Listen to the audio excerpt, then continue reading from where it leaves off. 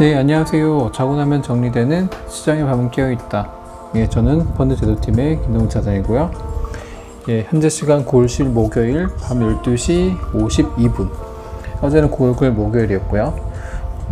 좀 밤이 하다 보니까 밤이 또 많이 늦었네요. 네. 이 밑에 보이신 것처럼 어제 국내장이죠. 국내장은 그 내마녀의 심술로 인해 가지고 변동성이 굉장히 심했어요. 물론 변동성이 심했다기보다는 뒤에 보여드리겠지만 그냥 하루 종일 주구장창 빠졌죠.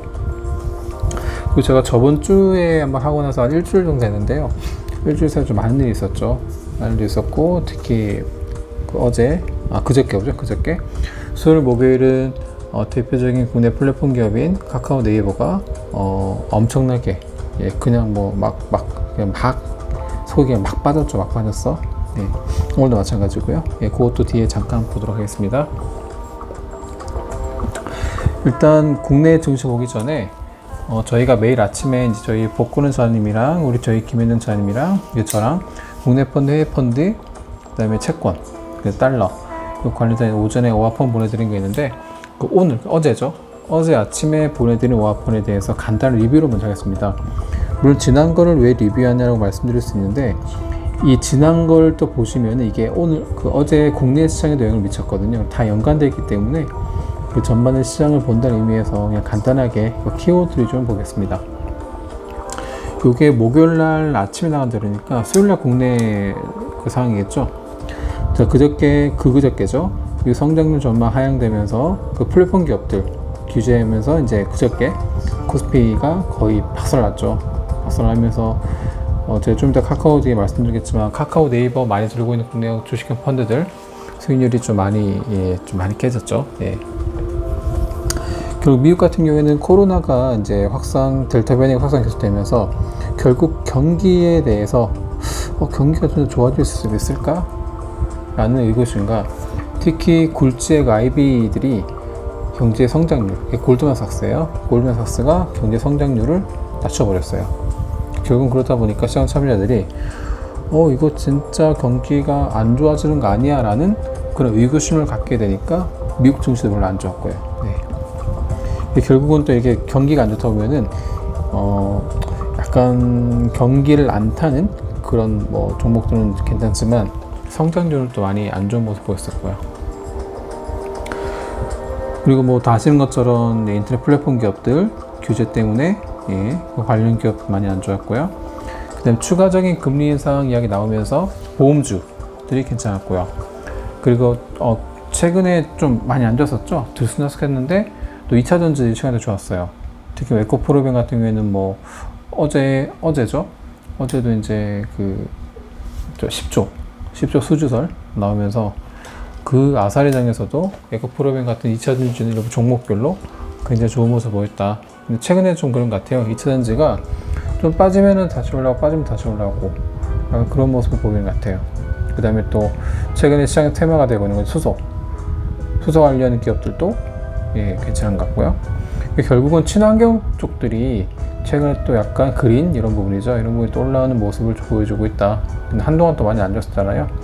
결국은 국내도 순환매죠. 순환매인지 그냥 환매인지 모르겠지만 결국 종목 섹터별로 돌고 있는 모습 많이 보이고 있다. 그렇게 말씀드리겠습니다. 해외 주식형이죠. 이거는 어제 아침에 나온 거니까 그저께 장인데 그냥 전반의 분위기는 다 흘러가는 거니까 그냥 쭉 들으시면 될 것 같아요. 자, 일본은 최근에 좀 좋은 모습 보이죠. 한 10년별 사이에 니케이가 거의 한 20% 늘었을 거예요. 근데 그 원인을 가지고 스가 총리가 퇴진해서 사람이 바뀌니까 새로운 사람이 오면은 경기 부양책을 더 하지 않겠냐 그런 기대감도 있겠지만 거의 일본 증시는 굉장히 안 좋았어요. 그리고 저희 국내 투자자들이 일본에 대해서 별 관심이 없거든요. 저 또한 마찬가지고요. 근데 하여튼 저희가 모르는 사이에 그냥 훅 하는 사이에 쭉 올랐다. 그 유럽 이야기 최근에 많이 나오는데 제가 뒤에도 말씀드리긴 할 건데 유럽이 이제 22 회의 앞두면서 약간 증시가 관망세 약간 그런 분위기를 보이더라고요. 채권하고도 바로 나와요. 채권 금리하고도 있는데 그런 부분도 약간 이 22회의 결과가 어떻게 나올 거에 따라 가지고 조금씩 방향이 들쑥날쑥하는 그런 모습 보였고요. 중국은 그쵸? 제가 중국 따로 말씀 안 드릴게요. 하도 왔다 갔다 해가지고. 근데 이제 하나 더 말씀드릴 거는 그 전기차 ETF 있잖아요. 걔는 보니까 또 하루 빠지면 하루 오르고 막 이런 모습 보이더라고요. 결국은 중국도 그 키우는 산업, 소위 정부에서 밀어주는 산업, 플랫폼 게임 이런 거 말고요. 밀어주는 산업 같은 경우에는 주가도 나쁘지 않다. 예, 그렇게 보이는 것 같아요. 네. 해외 채권입니다. 해외 채권은 제가 이제 2개 날짜 갖고 왔는데 9월 8일자 수요일 아침에 보여드린 거랑 목요일 아침에 보여드린 건데 내용이 연관되어 있어서 제가 그거는 이제 같이 보여드린 거거든요. 일단 먼저 수요일자인데 그러니까 이건 굳이 날짜 신경 쓰지 마시고 들으시면 돼요. 아까 그 국내 주식 환경 하실 때 말씀드렸던 건데 그 해외 채권 같은 경우에 이제 최근에 미국에서 경기회복 성장률 전망치 경기회복 둔화 우려가 발생하다 보니까 이제 해외 IB들이 성장률 자체를 낮춰버렸어요. 근데 그 중에 대표적인 골드만삭스죠. 그 델타 변이도 확산되고 재정 부양책도 효과가 점점 줄어들고 있다. 결국 돈 주는 건 이제 9월 6일자로 종료시켰잖아요. 그리고 그 부스터샷 화이자 물론 모더나 같은 경우에는 좀 전에 뉴스 보니까 이거 먼저 보여드릴게요. 모더나가 여기 있네요. 네. 백신이랑 코로나죠. 코로나 백신이랑 독감을 동시에 예방할 수 있는 그런 약을 출시했다는 건지 하여튼 그런 발표를 했대요. 해서 모더나 주가가 오르고 있다. 그런 좀 내용이 좀 있더라고요. 근데 어쨌든 그저께는 이 부스터샷이 모더나 지원되고 화이자만 가능하면서 전반적으로 정상적으로 이렇게 접종할 수 있는 게 늦추지 않겠냐. 원래는 미국은 20일 날 부스터샷을 맞기로 했는데 그거 좀 지연되지 않겠냐 그런 좀 부분이 있어가지고 골드만삭스가 성장률 전망치 하향하는 원인 중 하나 정리했고요. 특히 이제 GDP 전망치를 낮췄죠. 예. 결국 IB들도 약간 성장에 대해서는 조금 의구심을 갖는 그런 수준인 것 같아요. 예.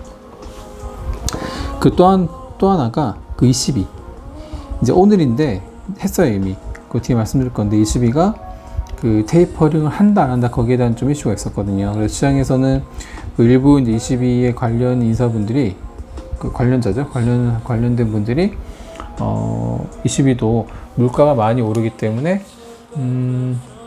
채권 매입 속도를 줄여야 된다. 결국 22도 테이퍼링을 할 것이다. 근데 그 발표를 9일날 하지 않겠냐라는 게 시장에 돌다 보니까 이 유로하고 그 채권 금리 미국 채권 말고요. 독일이랑 프랑스 유로의 채권 금리가 올라갔어요. 여기 보시는 것처럼 독일 국채 금리 원래 마이너스인데 이렇게 올라갔죠.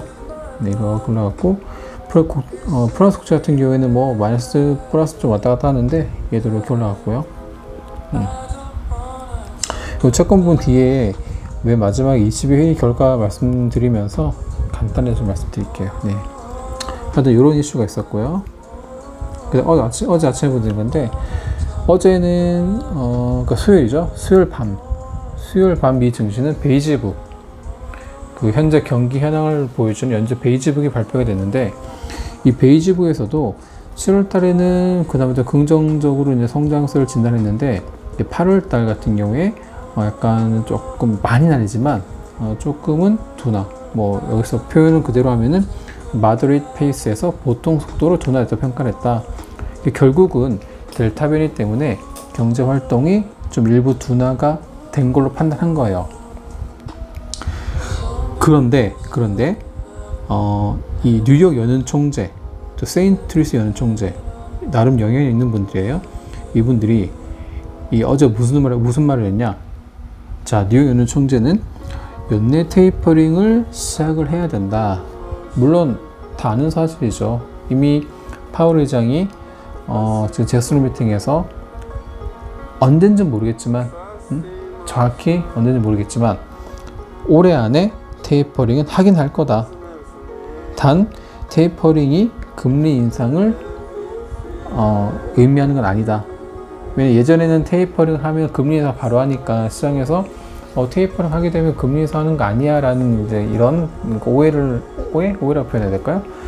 이런 또 추측할까봐 딱 선을 그어버렸죠. 자, 우리가 테이퍼링 오래 하긴 할 건데 테이퍼링 해도 금리 인상은 추가적인 지표를 보고 할 거다라고 딱 선을 그어버렸어요. 굉장히 어떻게 보면 이제 연준 의장으로서 시장을 굉장히 신경을 많이 쓰고 있는 거예요. 결국은 이제 좀 잘하는 거죠. 예, 좀 잘하는 거죠. 뭐 본인이 이제 연임하는 그런 문제도 있긴 하겠지만 시장을 잘 달래면서 시장에게 어떤 신호, 우리가 금리 인상할 때는 너희는 분명히 신호를 주고 하겠다는 건 누차에도 얘기를 했던 거거든요. 그렇다면 이번에도 테이퍼링 하긴 할 거지만 금리 인상은 별개 문제다. 그건 나중에 다시 우리가 지켜보고 결정하겠다. 네, 그런 부분이었죠. 자, 계속 말씀드리면은, 그리고 또 어제 세인트루이스 연은 총재. 자, 이분은 조금 세게 말해요. 최근엔 이분이 말을 굉장히 세게 하는 분 중에 한 분이거든요. 그래서 뭐 어떤 말 했냐. 자, 내년 고용이 좋을 거야. 근데 그래서 올해 시작해야 되고 내년 상반기 내에 테이퍼를 종료하고 금리 인상도 내년 해야 돼. 이런 아주 센 발언을 했어요. 근데 실은 이 발언 때문에 어제 미국 증시가 좀 안 좋은 면이 있었거든요. 그렇죠? 예, 뭐 그런 좀 이슈가 있었고, 그래서 베이지북에서는 경기를 8월 경기를 약간 둔화 쪽으로 봤다. 경기가 둔화했음에도 불구하고 그 뉴욕 연은 총재라든가 세인트루 연은 총재는 테이퍼링에 대해서 올해 실시를 하는 입장을 분명히 밝혔다. 네, 그 정도 이해하시면 되고요.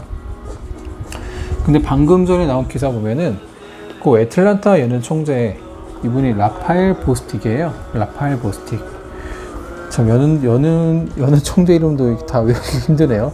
라파엘 보스틱 애틀란타 연은 총재가 좀 전에 뭔 얘기했냐?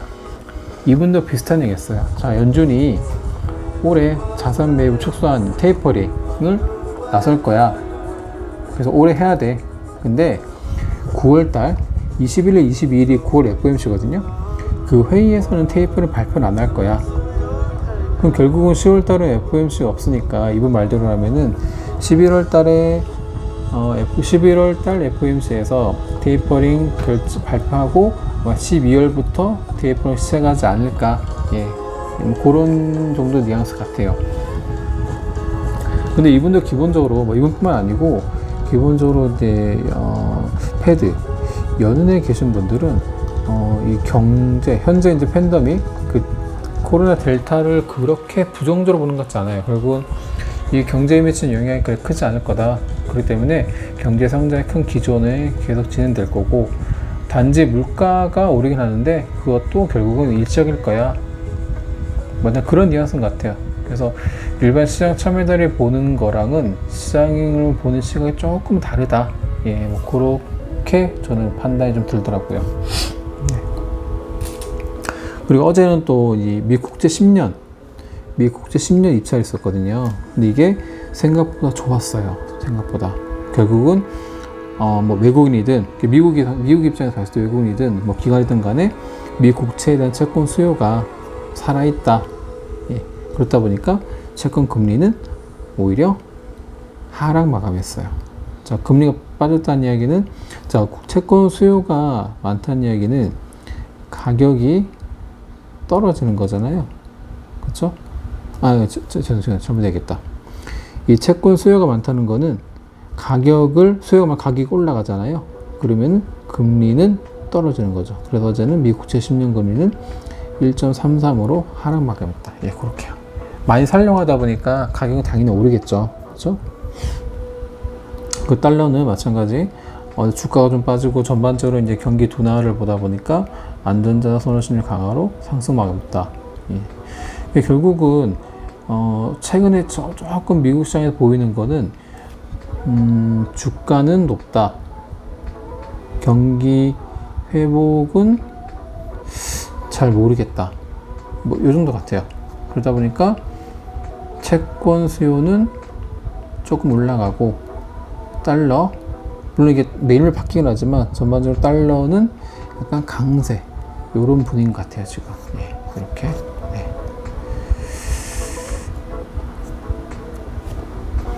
네. 뜬금없이 왜 그림이 나오냐?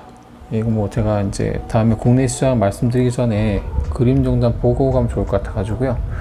자, 보통 저희 이제 주식시장에 뭐 펀드라든 뭐 개별 주식을 하든 뭐 저 또한 마찬가지죠.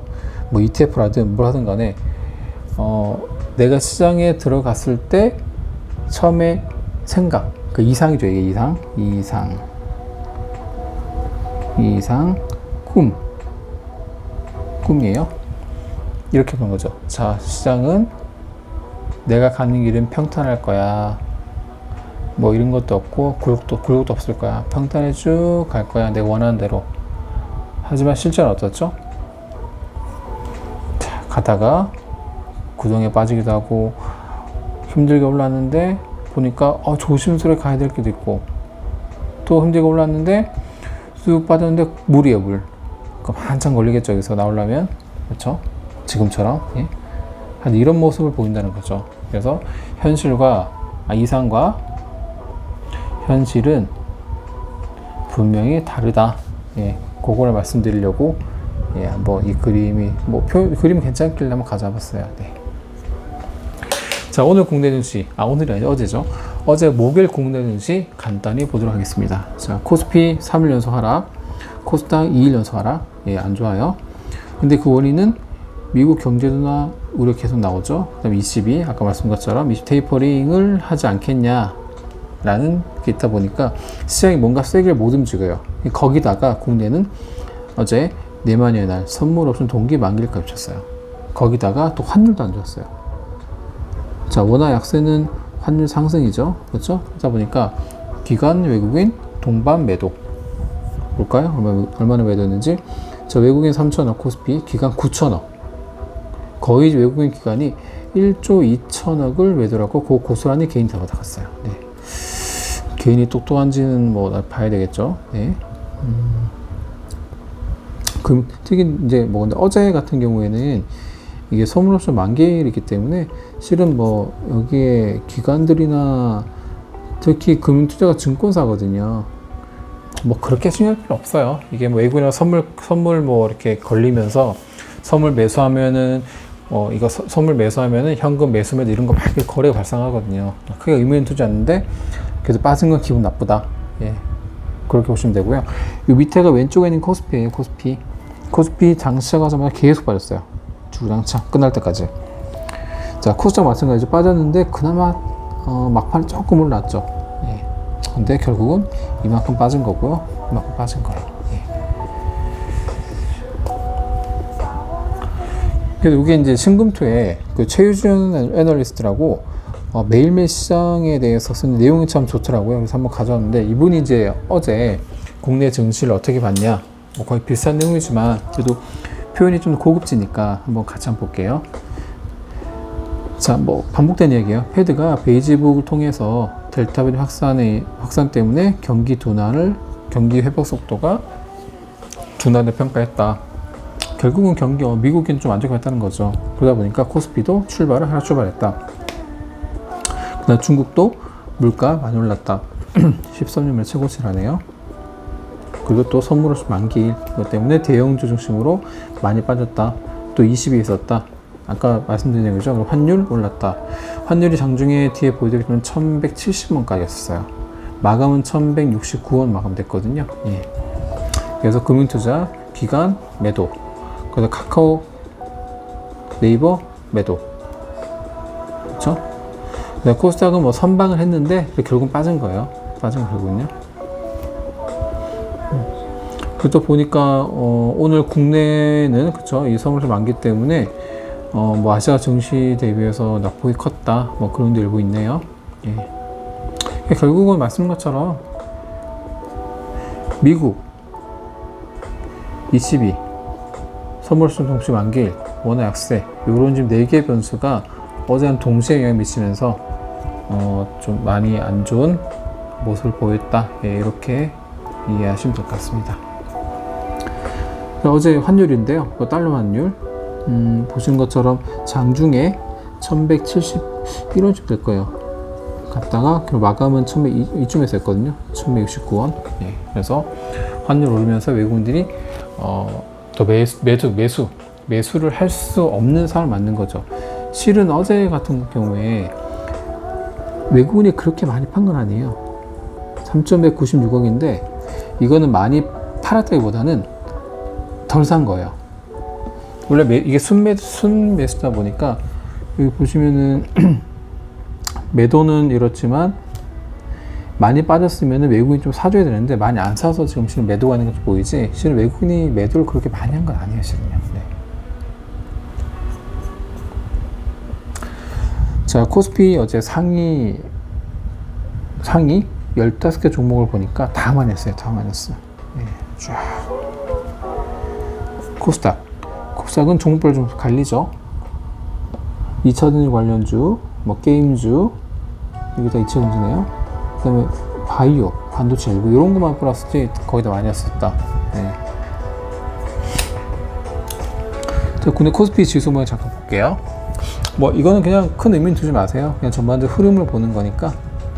자, 그냥 편하게 보시면은, 자, 최근에 코스피는 3,200에서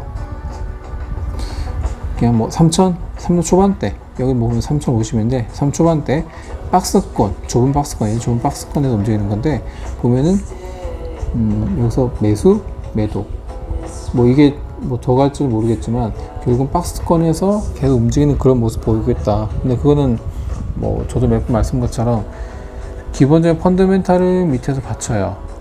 근데 이 위로 가 있는데 위에서 누른 거는 어떤 위로 갈 수 있는 호재 또는 힘이 없다는 거죠. 그러다 보니까 이 어떻게 보면 이 저항선이고 이 지지선이죠. 저항선에서 사고 팔고 그런 매매가 되는 것 같아요. 그래서 많이 올랐죠. 그렇죠? 그래서 쭉 빠지긴 했지만, 근데 원래 시장이라는 게 아까 제가 뭐 자전거 타는 그림 보이는 것처럼 빠지고 올라가고 하는 게 뭐 맞는 것 같아요. 예. 어떻게 계속 이렇게 쭉 가겠어요? 예. 그래서 너무 그렇게 걱정할 필요는 없지만 그렇다고 너무 낙관적으로 볼 필요도 없어요. 예. 그냥 있는 그대로 받아들이는 게 좀 맞는 것 같아요. 예. 자, 이제 드디어 이제 문제 카카오 네이버인데, 자, 여기 있는 내용을 다 날린 거 드릴게요. 자, 이게 어제 카카오 주가인데 진짜 심하게 빠지더라고요. 그래서 저도 깜짝 놀랐어요. 야, 이렇게 그 10%인데 마이너스 10%예요? 이런 주식이 마이너스 10%다? 좀 많이 심하다. 이렇게 했죠. 근데 빠진 이유는 아시죠? 뭐 기업들, 그 정부에서, 정부라 그래야 되나요? 국회의원들이 뭐 자회사 너무 많고 뭐 이런 안 좋은 소리 하고 뭐 플랫폼 규제하지 않겠냐라는 게 있었는데, 그 와중에 이거 있어요. 그리고 금속보 많이 좀 힘드시잖아요, 파실 때. 그거 관련된 내용인데, 뭐 그 중개로 보냐, 아니면 단순 추천을 뭐냐, 뭐 이런 좀 이슈가 있어요. 근데 실은 이 이슈는 저도 저희는 현재 금속법 담당하고 있는데, 금속법 나올 때 그 생각을 했어요. 왜 은행들, 보통 시중은행들은 이런 부분을 엄청 엄격하게 하고 있는데, 시중은행이 아닌 일반 플랫폼 기업들, 뭐 카카오나 뭐 그 토스 이런 데잖아요. 얘들은 규제를 안 하더라고요. 그래서 저 담당자로서 굉장히 좀 뭐랄까, 왜 똑같은 규제인데 똑같은 업종에 똑같은 일을 하는데 왜 규제는 다르게 할까라는 이야기를 좀 생각을 했었는데, 이게 뭐 주가 측면에서 안 좋지만 뭐 저희 뭐 공정한 경쟁이라든가 뭐 그런 법의 형평성 측면에서는 맞는 것 같아요. 예. 이건 제 개인적인 의견이에요. 이걸 이제 저도 고민을 많이 했거든요. 그때 왜 우리만 규제를 받아야지? 예, 또 이런 내용이 있었고, 이 내용은 제가 그 다는 안 읽어드릴게요. 자료 등재해 드릴 테니까 한번 읽어보시면 되고요. 제가 이제 여러 증권사들 분석 어떻게 하고 있는지 한 건데, 근데 좀 걱정되는 거는 이게 어제 일회성으로 끝났으면 좋은데, 제가 뒤에 보여드렸지만 오늘도 또 많이 빠졌어요. 그래서 이게 이렇게 길게 갈 이슈인가 라는 좀 생각을 해봤는데, 물론 이제 중국이 8월 초에 뭐 저희랑 비슷하게 플랫폼 기업들이 규제했었잖아요. 그래서 엄청 빠졌잖아요. 근데 이걸 한번 생각해보면 빠지는 게 중국 입장에서 내국인이 파는 건 아닐 거라. 결국 외국인들이 이 규제에 대해서 굉장히 민감히 반응하잖아요. 결국 그럼 국내 같은 경우에도 카카오도 외국인이 엄청 팔았거든요. 그러면 외국인 볼 때 그냥 중국이랑 똑같이 볼 것 같아요. 정부에서 규제하네? 그래, 팔아야지 약간 그런 생각이 들더라고요. 그래서 이게 단기 이슈로 끝나지 않겠다. 단순히 뭐 아까 저희 뭐 금속 때문에 뭐 그런 문제는 얼마든지 그 인가받가면 돼요. 근데 그게 아니라 근본적으로 플랫폼 기업들을 규제하는 거는 좀 다른 문제거든요. 그래서 이 이슈는 저희가 조금 신경 써서 봐야 되지 않을까. 또 왜냐하면 카카오 네이버가 국내 펀드들이 거의 다 들어가 있어요. 그래서 이제 어제 에스프레소 코리아 투게더도 이게 들어가 있거든요. 바로 이제 그 오후에 또 메일이 왔더라고요. 뭐 이 카카오가 본인들이 많이 들고 있으니까 왜 빠졌는지, 그리고 향후 이제 매니저가 어떻게 보는지. 근데 뭐 증권 리포트나 매니저들은 거의 다 이제 다 이런 비슷한 얘기 할 거예요. 그 틀린 말도 아니에요. 기업 가치에서는 제한적일 것이며 매수기에 삼아야 된다. 맞는 말이죠. 근데 매수하고 나서 언제 오를 거냐, 그건 또 다른 문제고요. 그렇죠? 그러니까 이렇게 평가받을 기업이 아니라는 거예요. 전반적으로 다. 뭐 증권사든 뭐 은행사든 간에. 근데 저도 거기엔 동의하는데, 그럼 지금 개인들이 매수기에 삼아야 되냐? 그건 조금 좀 고민되긴 돼요. 물론 저건 있죠. 내가 카카오 네이버를 뭐 우리나라 대체할 기업은 없어요. 진짜 회사 기업을 보고 이 기업 우리나라에 만약에 카카오 네이버가 없다. 그럼 얘를 대체할 수 있는 기업이 있을까?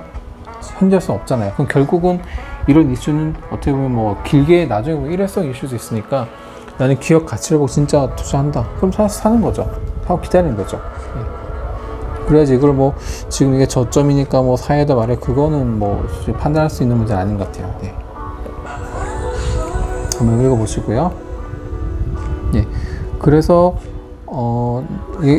펀드 중에 저희가 주로 이제 와퍼닝 펀드긴 한데, 중에 그 카카오 네이버가 얼마나 들어있냐 파악을 해보니까 KB 코리아들이 뭐 많이 들고 있죠. 13. 그 다음에 멜리츠 코리아도 많이 들고 있어요. 그 다음에 한국투자 K뉴딜 뭐 이런 것도 들고 있거든요. 뭐 없는 것도 당연히 있죠. 그래서 보면은 이제 어제자 기준가가 KB 코리아는 제일 많이 빠졌어요. 이 두 개. 그렇죠. 카카오 많이 들고 있는데, 물론 최근 성과는 좋았죠.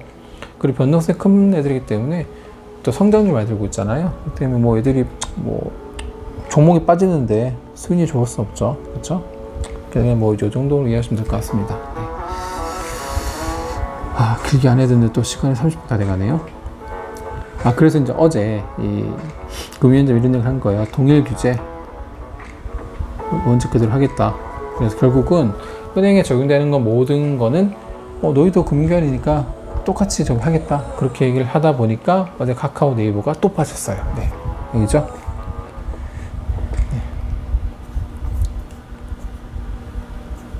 요거는 넘어갈게요. 이거는 한번 보세요. 그 연준위원들이 최근에 어떤 말을 했는지.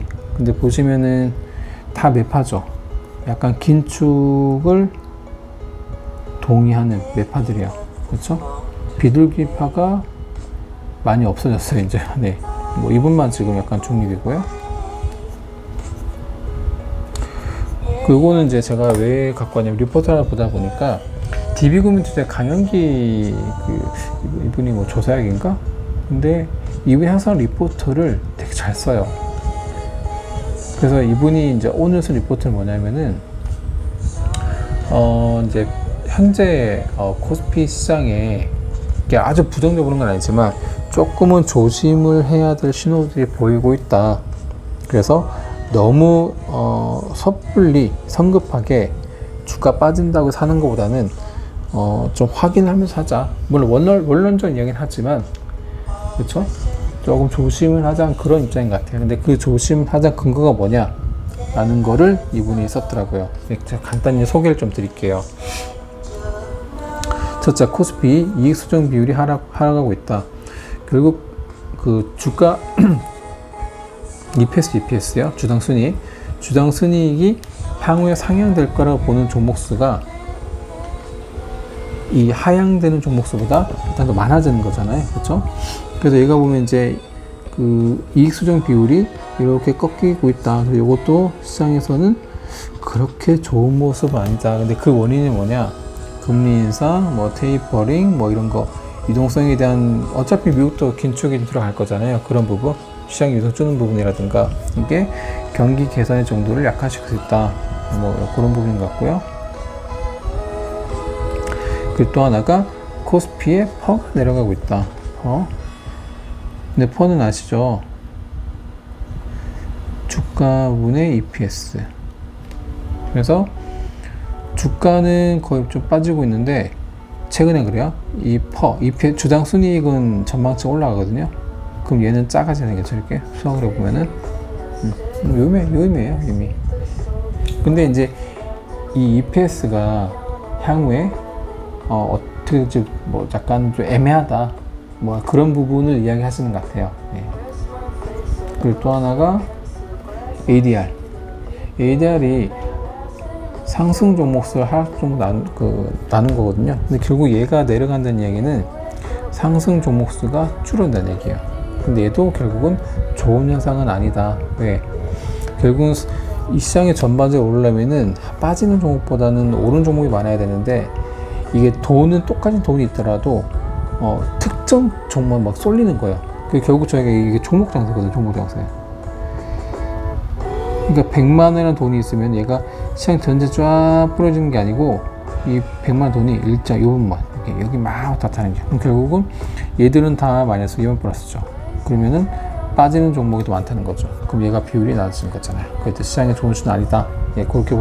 그렇게 보기 때문에 지금보다는 이후에 더 매력적인 재매수점이 있을 거다. 그래서 지금은 약간은 보수적으로 가지 않겠냐라고 이야기를 하고 있습니다. 이것도 이베스트에서 나온 건데 비슷한 의견이에요. 자, 지금 만약에 매수를 하려면은 빠진다고 매수할 게 아니고 나중에 빠지는 거 확인하고 반등할 때 요건 그거예요. 반등할 때 매도를 해서 현금을 가지고 있다가 9월 달에 FOMC 했잖아요. 9월 달, 그러니까 10월 달에 또 이제 저희 2분기, 3분기 실적 나오죠. 전자 실적 보고 그리고 또 2차 접종 저희가 계속 받고 있잖아요. 요런 세 가지 확인되면은 뭔가 시장의 방향성이 정해질 거다. 그럼 방향성이 정해진 후에 나중에 매수해야 되지 않겠냐는 거고, 추가적으로 지금 최근에 이제 그 백신보다 치료제 얘기 나오거든요. 그래서 치료제가 나오면은 이 위드 코로나도 안 없어지니까 치료제로 이 코로나 걸린 분들 치료하면서 사는 뭐 그런 그런 위드 코로나 시대에 대한 기대. 결국 이제 코로나 이슈가 없어지는 거잖아요. 그때 시장이 본격적으로 오르지 않겠냐 해서 지금 너무 빠진다고 해서 매수하기보다는 차라리 좀 있는 종목은 좀 반등 나올 때 현금을 가지고 있다가 나중에 분기점 때 투자를 해서 여기 게임천도 있는데 이 치료제가 나오면은 또 시장 분위기가 확 바뀔 거예요. 그렇죠? 그럼 그때 뭐 다 판매하는 뭐 그런 전략 필요하지 않겠냐 뭐 그런 뉘앙스 쓰신 것 같아요. 네. 그래서 제가 치료제 한번 계속 가져봤고요. 오늘 그 미국 시장은 뭐 제가 자세히는 너무 시간 오래서 말씀 안 드릴 건데 그 실업상 청구 건수 나왔어요. 근데 코로나 이후로 제일 낮게 나왔어요. 좋은 겁니다. 그렇죠? 물론 경기에는 좋지만 경기에는 굿이에요. 굿. 근데 이게 실업률 실업상 청구 건수 얘가 줄면은 결국 고용이 개선되는 걸로 봐서 이 테이퍼링 이슈가 또 불거지고 그럴 거예요. 근데 얘는 시장에서는 안 좋은 슈 받아들이죠. 그렇죠? 네.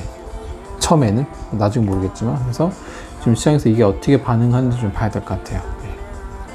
그리고 22회를 했어요. 네, 밤에 했는데 결국 기준금리는 동결.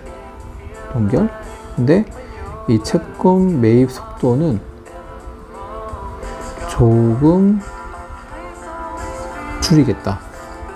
그렇죠? 많이 줄였다는 게 조금 예전에 하는 것보다는 매입 속도를 좀 줄이겠다. 그러니까 완전히 처음에 시장이 예상했던 것처럼 뭐 매파적이거나 테이퍼링은 아닌데 그냥 속도를 조금 줄이겠다. 그 정도 뉘앙스. 그리고 또 이 라가르드 22장이 우리 테이퍼링이 아니라 또 무엇을 박았어요. 요거는 기사에 20이라고 검색하시면은 뭐 기사 나오거든요. 그거 보시면 될 것 같아요. 그리고 지금 이제 저희가 아까 말씀드렸던 실업상 청구 건수가 낮게 나왔어요. 그럼 시장에서 이걸 어떻게 해소하고 있는지 잠깐만 볼게요.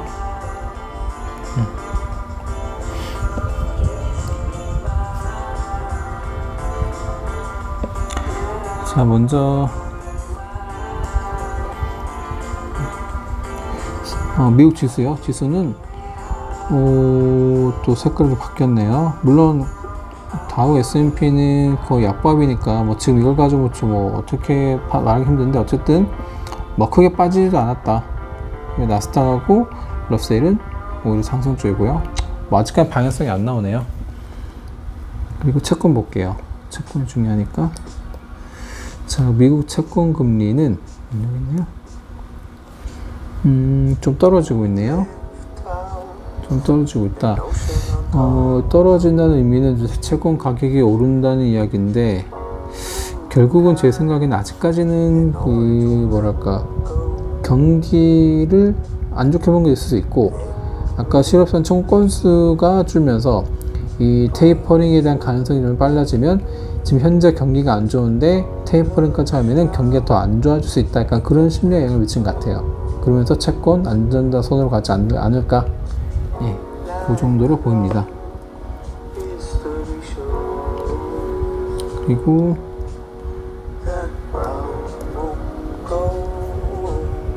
S&P 맵이거든요.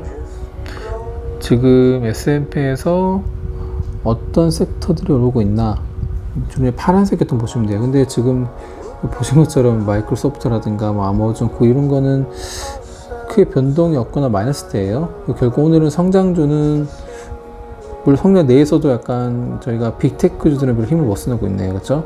그럼 오히려 보니까 이 금융주 JP모건 금융주죠. 그리고 나이키, 경기 소비재, 이거 스타벅스예요. 스타벅스, 나이키, 맥도날드, 얘들은 좀 빨갛네요. 그리고 성장주 내에서 좀 갈리고 있네요. 아직까지는 뭐 시장 방향인지 모르겠어요. 얘는 제약회사, 제약주는 조금 안 좋은 애들 좀 많네요. 네. 일단 전반적인 분위기는 이런 것 같습니다. 네. 저거 잠깐 볼게요. 지금 잠깐만요. 아까 저 22 말씀드렸잖아요. 21을 보시면은 저걸 봐야 돼요. 자, 22가 테이퍼링은 안 하는데 결국 긴축은 아니에요. 근데 매입 속도는 조금 줄이겠다. 근데 결국 아무것도 안 한다는 얘기예요. 그러니까 지금 유지를 하겠다는 얘기거든요. 근데 며칠 전까지는 이 시장에서 테이퍼링 우려를 했어요. 20일 테이퍼링 하면 어떻게 하지 우려를 하면서, 자, 테이퍼링 한다는 얘기는 시중에 돈이 있는 걸 빨아 당기는 거잖아요. 그렇죠? 그러면 유로화를 빨아 당기니까 시중에 유로화 공급이 줄어요. 그렇죠? 공급이 줄니까 유로화가 강세로 갔었거든요. 그리고 채권은 원래 채권을 시장에서 ECB가 매입을 했어요. 근데 매입량을 줄인다는 얘기죠. 그럼 채권 공급이 조금 느는 거죠. 공급이 늘고, 공급이 늘면은 가격이 빠지고, 가격 빠지면은 금리가 오르고, 요오르지겠거든요. 근데 지금은 이건 테이퍼링을 한다고 예상했을 때 얘기고, 근데 지금은 오히려 지금 테이퍼를 안 한다고 하다 보니까, 잠깐만요. 독일 금융 볼게요. 그쵸, 많이 빠졌죠. 빠지다가 테이퍼를 안 한다고 하니까, 원래는 테이퍼를 한다고 해서 이렇게 올라야 되는데 안 한다고 하니까 금리 다시 빠졌다가 뭐 그냥 좀 유지한 정도, 맞게 움직이고 있는 거죠. 그 프랑스 같은 경우에 마찬가지죠. 테이퍼를 한다고 했을 때는 이렇게 올랐을 거예요. 이렇게 한번, 그쵸, 올랐죠. 테이퍼링이 약간 한다는 시장의 예상이 되니까 이렇게 올랐다가 안 한다고 다시 금리가 빠지는 거죠. 그쵸. 네, 교과서로 오늘 움직이고 있네요. 네. 네, 이 정도 봤고요.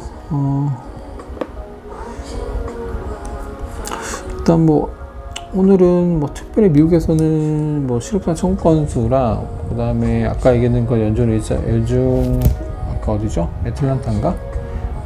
발언 정도, 테이퍼링은 뭐 할 거다, 뭐 그 발언 정도라 가지고 시장이 뭐 특별히 아직까지 뭐 방향성 없는 것 같아요. 근데 이제 ECB에서는 긴축을 당장은 하진 않을 거다, 약간 그런 식으로 쓴 것 같고요. 예. 그렇습니다. 오늘도 하다 보니까 시간이 40분인데요. 너무 오래됐네요. 더 이상은 못할 것 같고요. 네. 또 들으시기도 힘드시니까. 전반적으로 자료원자가 등재를 할 테니까 한번 쭉 읽어보시고요. 그냥 시장에 이런 이슈가 있었고 이런 분위기 흘러가는구나 파악만 하시면 될 것 같습니다. 이제 늦은 시간이지만 뭐 혹시 지금 주무시는 분들 계시고 아침에 듣는 분 계시겠지만 아침에 보시는 분들은 출근 잘 하시고요. 지금 혹시 지금 보시는 분들은 좀만 보시고 잘 주무시기 바랍니다. 다들 고맙습니다.